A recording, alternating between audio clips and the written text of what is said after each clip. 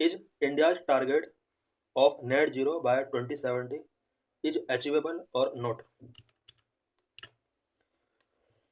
Every year, climate action draws significant attention in United Nations annual meeting of Conference of Parties. Every year united nations के द्वारा जो conference of party का annual meeting कराया जाता है, climate change से related discuss और debate होते हैं। India committed to achieving net zero carbon emissions by 2070। For this it has implemented several policies. India ने 2070 तक के लिए नेट जीरो कार्बन एमिशन का टारगेट रखा हुआ है। इस टारगेट को अचीव करने के लिए इंडिया कमिटेड है और इंडिया ने इस टारगेट को अचीव करने के लिए सेवरल पॉलिसीज को इम्प्लीमेंट किया है। But this journey has many financial and developmental challenges. 2070 तक के लिए जो जर्नी है, बहुत सारे financial and developmental challenges India के सामने है। Why there is need to net zero का जो टारगेट हमने रखा है या अदर कंट्रीज को भी टारगेट दिया गया है, इसकी जरूरत क्यों पड़ी? To avoid devastating and irreversible consequences of climate change, the world must keep the global average annual surface temperature rise to within 1.5 degree celsius above pre industrial level. Climate change के devastating and irreversible consequence को avoid करने के लिए world के सभी countries के लिए कहा गया है कि पूरे वर्ल्ड लेवल पर, ग्लोबल लेवल पर global average annual surface temperature को 1.5 degree celsius above the pre industrial level से इसको इंक्रीज होने से कंट्रोल करना है। The current increase is at least 1.1 degree Celsius compared with in 1880। 1880 के हिसाब से अगर कंपेयर किया जाए, करंट में ये जो इंक्रीज रहा है एनुअल सरफेस टेम्परेचर ग्लोबली जो इंक्रीज रहा है वो 1.1 डिग्री सेल्सियस तक इंक्रीज हुआ है। Currently annual global emission are around 40 gigaton CO2। Current में अगर ग्लोबल एमिशंस की बात की जाए तो ओवरऑल वर्ल्ड के अंदर 40 गीगाटन CO2 एमिट किया जा रहा है। This means net global emission must drop drastically. इसका मीनिंग ये हुआ कि जो नेट एमिशंस ग्लोबली किया जा रहा है, ड्रास्टिकली उसको ड्रॉप करना होगा।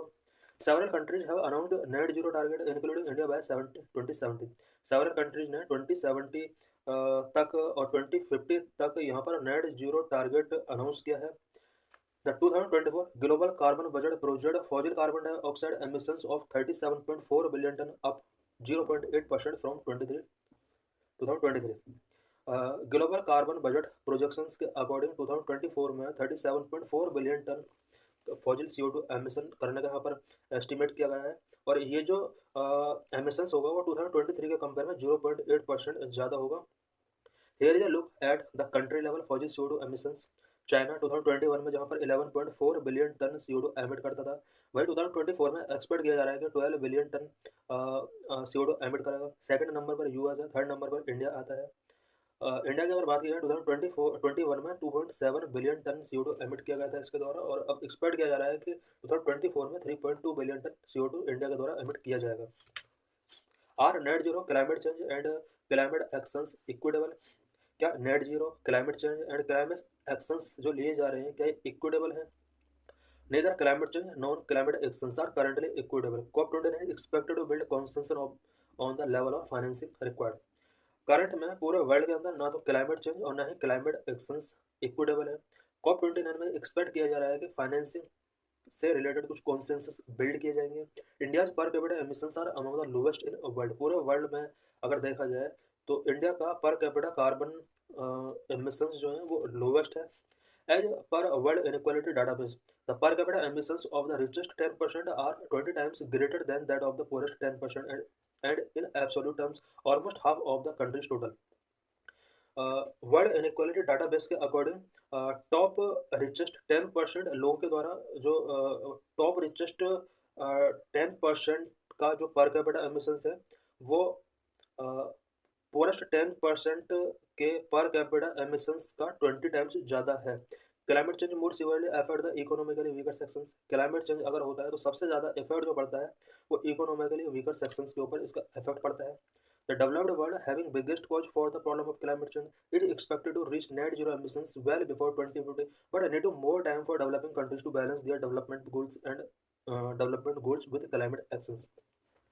डेवलप्ड कंट्रीज का क्लाइमेट चेंज के कॉज में एक बिगेस्ट रोल रहा है, और ऐसा एक्सपेक्ट किया जा रहा है कि डेवलप्ड कंट्रीज को 2050 से पहले नेट जीरो एमिशंस के टारगेट को अचीव कर लेना चाहिए। और डेवलपिंग कंट्री की अगर बात की जाए तो डेवलपिंग कंट्रीज का कार्बन एमिशंस में उतना हिस्टोरिकली रोल नहीं रहा है जितना डेवलप्ड का रहा है। और डेवलपिंग कंट्रीज को डेवलपमेंटल गोल और क्लाइमेट एक्शंस के बीच में बैलेंस भी करने हैं, और CO2 एमिशंस को भी कंट्रोल करना है, तो इन्हें इसके लिए ज़्यादा टाइम चाहिए। यही वजह है कि इंडिया ने 2070 तक का टारगेट यहाँ पर रखा है, जबकि अदर कंट्रीज ने 2050 तक का टारगेट यहाँ पर रखा हुआ है, स्पेशली वो कंट्रीज जो डेवलप्ड कंट्रीज हैं। Developed countries are also expected to help finance climate action, but this has not materialized at the required scale. Developed countries से ये एक्सपेक्ट किया जाता है कि वो क्लाइमेट एक्शंस जो कि डेवलपिंग कंट्रीज के अंदर किए जा रहे हैं, लिए जा रहे हैं, उनके लिए फाइनेंसिंग कराए, बट अभी तक ये मेटेरियलाइज नहीं हो सका है। Developing countries especially those that are small island are bearing more than their fair share in climate change. Developing countries especially जो आइलैंड कंट्रीज हैं, उन्हें सबसे ज़्यादा बियरिंग करना पड़ रहा है, जबकि क्लाइमेट चेंज में उनका शेयर बहुत ही कम है। What are the challenges before India to achieve net zero by 2070? 2070 तक नेट जीरो टारगेट को अचीव करने की इस प्रोसेस में इंडिया के सामने कौन कौन से चैलेंजेस हैं? Net zero by 2070 target is achievable if India is only priority is to expand renewable energy generation capacity.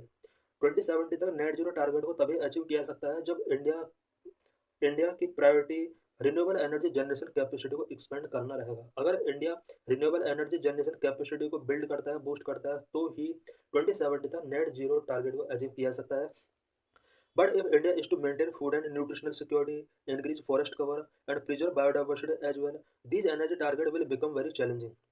अगर इंडिया चाहता है कि फूड एंड न्यूट्रिशनल सिक्योरिटी को मेंटेन किया जाए, फॉरेस्ट कवर को इंक्रीज किया जाए, बायोडाइवर्सिटी को प्रिजर्व किया जाए, इसकी वजह से एनर्जी टारगेट को मीट करना चैलेंजिंग हो सकता है 2070 तक। In India, power demand could increase 9 to 10 fold by 2070. Meeting this entirely via renewable energy will require more than 5,500 gigawatt of solar and 1,500 gigawatt of wind, up from current 70 gigawatt and 47 gigawatt respectively. 2070 तक India का power demand 9 to 10 fold यहाँ पर increase हो जाएगा। Renewable energy source के through अगर India चाहता है कि इस पावर डिमांड को फुलफिल किया जाए, तो इंडिया को करंट के 70 गीगावाट की जगह 5,500 गीगावाट सोलर एनर्जी यहाँ पर जनरेट करना होगा। विंड एनर्जी की अगर बात की जाए तो करंट में 47 गीगावाट की जगह 2070 तक इसको 1,500 गीगावाट तक विंड एनर्जी जनरेट करना होगा। India needs to decentralize energy production, including by the use of rooftop solar cell and of solar pump for agriculture. India को अपना एनर्जी प्रोडक्शन को डिसेंट्रलाइज करना होगा, especially roof top solar cell का use India को बढ़ाना होगा। Solar pump agriculture के लिए यहाँ पर इसको डिसेंट्रलाइज करना होगा। India should continue to expand its nuclear power generation capacity. India को न्यूक्लियर पावर जनरेशन कैपेसिटी को भी अपना कंटिन्यू रखना होगा। Nuclear power could also offer a precious carbon low carbon based load energy, क्योंकि न्यूक्लियर पावर जनरेशन जो होता है ये लो कार्बन प्रोड्यूस करता है, which help the government effectively phase out the national economy dependence on fossil fuel, because national economy fossil fuel पर depend है। अगर इंडिया न्यूक्लियर पावर जनरेशन को बूस्ट करता है, तो इसके थ्रू गवर्नमेंट इफेक्टिवली तरीके से फॉजिल फ्यूल से अपने आप को फेज आउट कर सकती है। So thanks for watching this video.